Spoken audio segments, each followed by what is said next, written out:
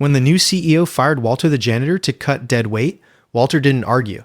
He packed his little box, shook the security guard's hand, and walked out with a small smile. 30 days later, the company's servers went dark. 3 major clients walked, and that same CEO was standing in the lobby asking a question that was 30 days too late. Somebody find me the janitor. Before I tell you how a man with a mop quietly held a $100 million company together, if you love stories where the underestimated person turns out to be the whole foundation, hit like and subscribe right now. It genuinely helps more than you know. Alright, let's go back. Walter was 64. He'd been at Heartline Data for 22 years, longer than the building's furniture. Officially, janitor and maintenance. Unofficially, nobody ever asked. That was the company's first mistake. See, Walter wasn't just any janitor. Before his wife got sick, before he took the quietest job he could find so he could leave every day at 4 to care for her, Walter had spent 19 years as an industrial systems engineer, the kind of man who reads wiring diagrams the way you read a menu. He never mentioned it. Humble men don't hand out resumes. But at night, cleaning the server floor, he noticed things. A cooling unit rattling 2 weeks before it failed. A backup generator with a faulty relay. A water line running above the server room that should never have been routed there. And for 22 years, Walter quietly fixed what he found.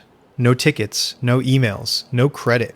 The IT team's miraculous uptime record, Walter's midnight hands, the building inspection that always passed, Walter's checklist kept in a worn green notebook in his supply closet.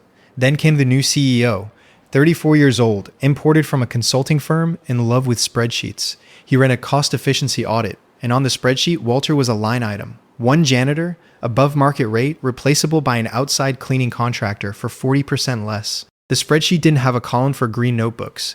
Walter was called in on a Tuesday. The CEO didn't even look up. We're modernizing. Your role is being outsourced. Nothing personal. Walter nodded and asked one question. Remember it. Would you like me to walk someone through the building systems before I go? The CEO waved his hand. The contractor handles all that. The contractor did not handle all that. Day 9, the rattling cooling unit, the one Walter had been nursing, failed on a 40-degree weekend. Server room temperature spiked. Nobody knew the manual override existed, let alone that the instructions were in a green notebook in a supply closet. Day 15, the faulty generator relay. A minor grid outage became a 9-hour blackout of client systems.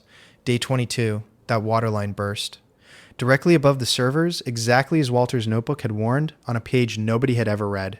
3 catastrophic failures in 3 weeks. 2 clients invoked their contracts and left. A third followed.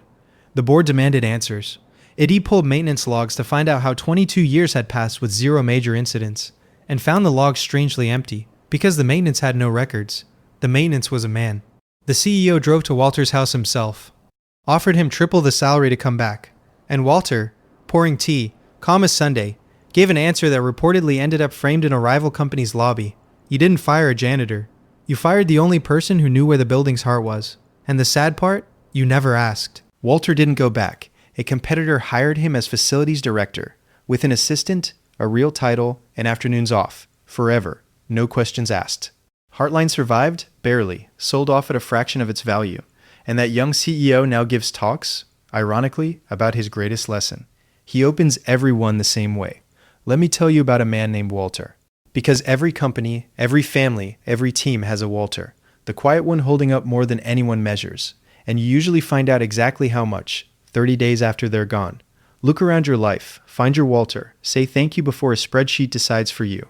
And if you've ever been the Walter, underestimated, invisible, essential, this channel is for you. Subscribe. Next week, a man gets fired by email from a company he legally owned half of. The board's faces? Unforgettable. See you then.